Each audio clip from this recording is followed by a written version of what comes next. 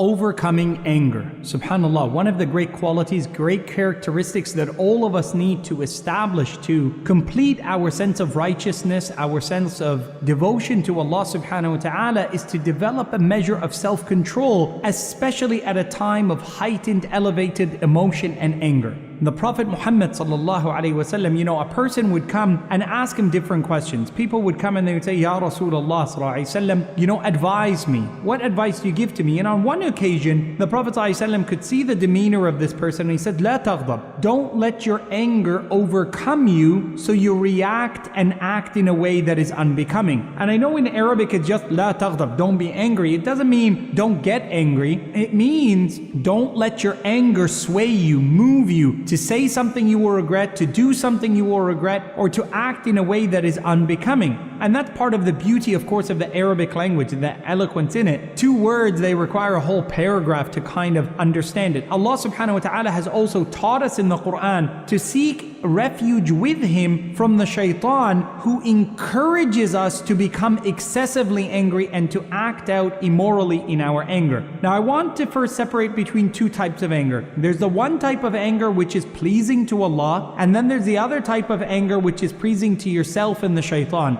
The anger that is pleasing to Allah subhanahu wa ta'ala is the type of anger that is justified and is a natural human emotion that is not within our remit and control to stop ourselves from it. Allah describes Prophet Musa alayhi salam, فَلَمَّا سَكَتَ عَن مُوسَى الْغَضَبِ, when the anger that had overcome Musa because his people had begun worshipping a golden idol departed from him, and that they had returned to Allah, repented to Allah, then Allah subhanahu wa ta'ala is consoling to Musa alayhi salam. Notice that the Prophet ﷺ is also described that when he gave his khutbah al-Jumu'ah, عَلَى صَوْتُهُ وَاشْتَدَّ غَضَبُهُ, his voice would become elevated and there would be a sense of urgency and almost anger in his tone when he was commanding people to that which is right if they were straying away from the path of Allah subhanahu wa ta'ala. And being angry in a moment of time is not negligence in our relationship with Allah if it is justified for a particular reason. Now, of course, the anger that is of self-interest, the anger that is an emotional heightened state which causes us to lose control. The word ghadab in the Arabic language, it begins with that letter ghain, which is a letter that signifies the loss of something. And therefore, the word ghabi, meaning that one's brain is wiped out. Ghadab means that one's brain is clouded over, that their anger has moved over their mind to make them kind of clouded in their judgment. And therefore, people in a state of ghadab may say things, do things that of course are unbecoming and unacceptable, which they remain accountable for in front of Allah, in front of society, and in the light of our Sharia. And that's why it's not an excuse to simply say, I was angry and I said a word that was unacceptable. You have to be in charge and in command of ourselves. And that's an important teaching of the Prophet ﷺ. So notice in another authentic hadith, the Prophet ﷺ, he says, if any of you becomes angry, which is natural, a natural state of anger is, let them فَلْيَصْمُتْ, let them remain quiet, let them remain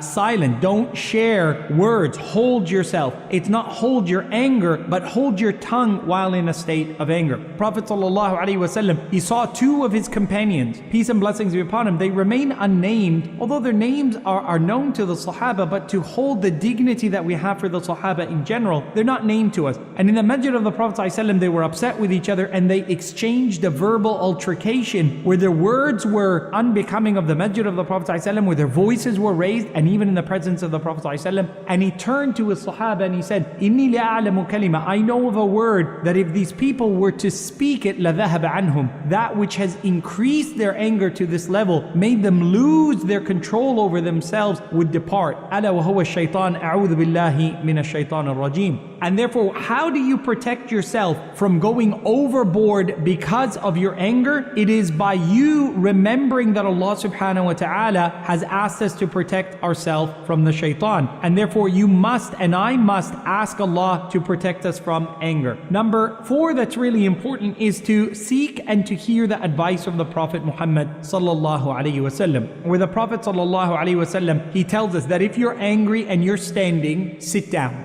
And that's to limit your physical disturbance to others. Because if you're angry and you're moving around, it's better for you to sit. And if you're sitting down, lay down. SubhanAllah, I remember asking my teacher, well, what if I'm laying down? What do I do now? He said, well, get up and walk away. It's not about you can't stand, is that you leave the place. So if you find yourself in a state of agitation, the example of the Prophet ﷺ is to change your physical state, change your place of disturbance, move away from those who have wronged you. Know that you can make a mistake and I can make a mistake if we remain in that same vicinity. Another powerful incident in the life of the Prophet ﷺ, as he was sitting with his best friend Abu Bakr as-Siddiq radiallahu anhu wa sallallahu alayhi wa sallam, a man who was vile and angry and full of hatred came and abused the Prophet ﷺ. And these are the early days of Mecca. فَسَبَّ النَّبِيَّ صلى الله عليه وسلم. He abused him with vulgar words. Abu Bakr radiallahu anhu, he became angry. How could this man say it? But he didn't say anything. The Prophet ﷺ didn't make any movement or reaction. The Prophet simply smiled and ignored the man. The man left and came back and abused the Prophet ﷺ, abused Abu Bakr again radiallahu anhu sallallahu alayhi wasallam. Abu Bakr is holding him. Third time he left and came back, and then Abu Bakr radda alayhi bimithli ma qal. Abu Bakr says, I responded to this vile man with the same words he had used. I didn't add to it.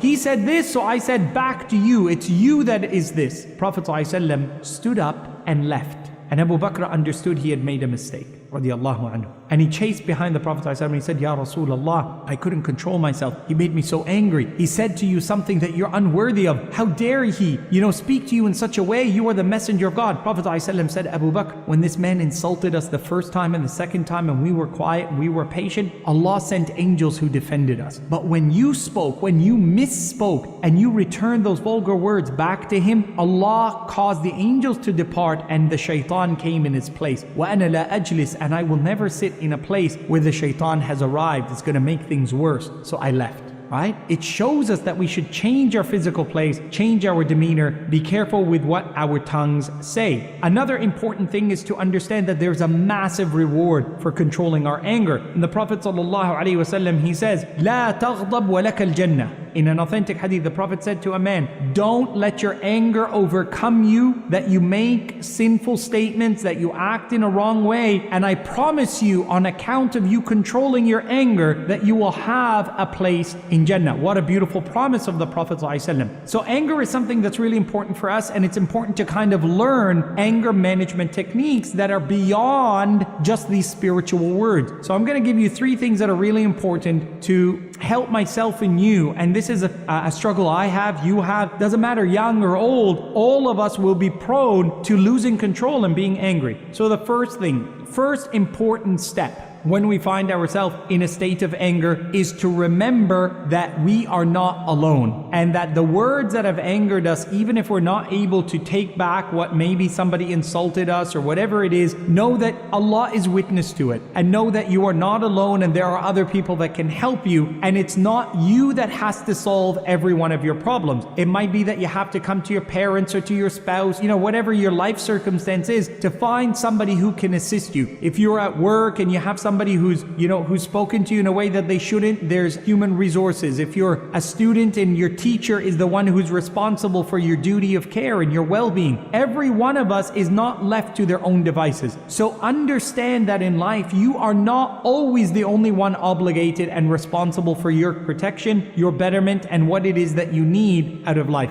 Number 2, and I think extremely also important, is to understand that we must submit ourselves at times to the concept that maybe we have wronged someone, and this is a way of Allah subhanahu wa ta'ala cleansing our state and de-stressing us. And know that nobody is ever brought into disrepute with Allah subhanahu wa ta'ala without Allah's knowledge. So I want you to begin to understand, well, listen, I'm in this moment of anger, and there were other moments when I made other people angry, and I need to now control myself in the way that I wanted other people to be controlled in their return and their response to me. So put yourself in other people's shoes, put yourself in other people's perspective, and put yourself in other people's circumstances. And number 3, learn that with anger we can actually go completely off the rails, and we can derail ourselves from any productivity. And if anger is something that is found in our homes and in our habits and in our lifestyles, you will never be from those who find ease and comfort and fidelity and love in it. For those of us who, mashallah, for my young brothers and sisters, I want you to consider that of the biggest biggest obstacles for myself as I was growing up was